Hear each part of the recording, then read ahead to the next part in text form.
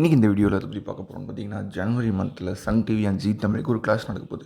என்ன ப்ரோ கதை அப்படின்னு கேட்டிங்கன்னா, கோட் வந்து எப்பவுமே நம்ம எதிர்பார்த்த மாதிரி பொங்கலுக்கு தான் ப்ரீமியர் பண்ணுவோம்னு நினச்சிட்டு இருந்தோம். பொங்கலுக்கு முன்னாடியே நாங்கள் ப்ரீமியர் பண்ணுறோம் அப்படின்ற மாதிரி சொல்லிட்டாங்க. அது என்ன டேட்டுன்னு பார்த்தீங்கன்னா, ஜான் 12 அன்றைக்கி சண்டே ஈவினிங் 6:30 அன்றைக்கி கோட் வந்து ப்ரீமியர் பண்ண போகிறாங்க. எல்லாருக்குமே ஒரு வருத்தம் இருக்கும், கோட் சன் டிவியில் போட்டிருந்தா ஒன்றும் வேறு லெவலில் இருந்திருக்குமே அப்படின்னு பார்த்தீங்கன்னா இருந்திருக்கும். ஆனால் எப்படி மெர்சல் போய் அங்கே கஷ்டப்படுதோ அதே மாதிரி கோட்டும் வந்து இனிமேல் வந்து ஜீ தமிழ் அண்ட் ஜீ தெருவில் போட்டு செம்மாட்டி அடிக்க போகிறாங்க. இப்போ கோட் வந்து இங்கே போகிறாங்கன்னு வச்சுக்கோங்களேன்.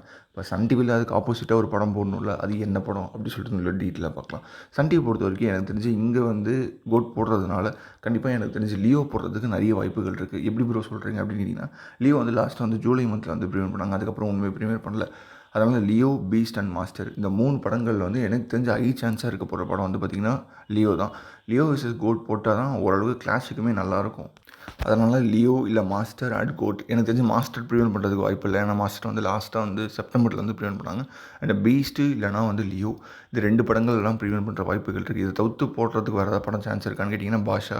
இந்த 3 படங்களில் ஏதாவது ஒரு படம் போடுவாங்க. எனக்கு தெரிஞ்சு பாஷா போட்டாங்கன்னா அந்த கிளாஸ் அந்தளவுக்கு வெயிட்டாகவே இருக்காது.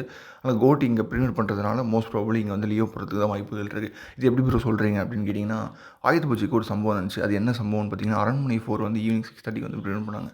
அதனால் அரண்மனை 4 6:30 போடும்போது எப்பவுமே சன் டிவியில் வந்து ஆயுத பூஜைக்கு படங்களே பெருசாக போட மாட்டாங்க. லாஸ்ட் இயர் மட்டும் தான் மாவீரன் போட்டாங்க. அதுக்கு முந்தின வருஷம்லாம் பார்த்திங்கன்னா பழைய படங்கள் தான் போடுவாங்க. ஈவினிங் ஸ்லாட்டில் வரவே வராது. ஆனால் இவங்க என்ன பண்ணாங்கன்னு வச்சுக்கோங்களேன், அரண்மனை 4 போடுறதுக்காக ஈவினிங் 6 o'clock வந்து ஃப்ரைடே வந்து பிகில் வந்து ப்ரீமியர் பண்ணாங்க. ஏன்னா டிஆர்பி வந்து அதிகமாக போயிடக்கூடாதுன்றதுக்காக. அதனால இந்த ஜான் 12 வந்து ஒரு மிகப்பெரிய சம்பவம் இருக்குது. எல்லாம் ரெடியாக இருங்க.